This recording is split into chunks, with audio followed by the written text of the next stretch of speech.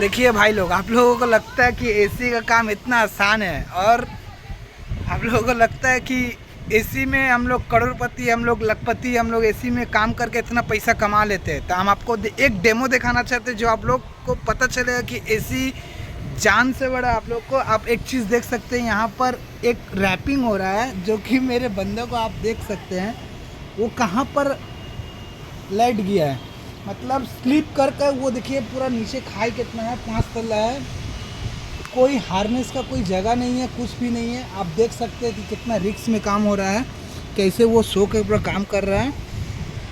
आप समझ पा रहे होंगे कि अब कैसे काम हो रहा है। देखिए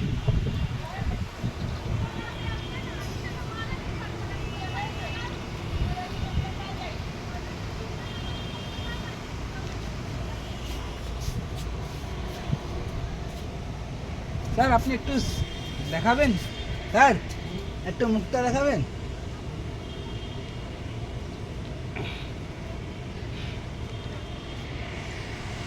आप यही चीज़ देख लीजिए। Thank you.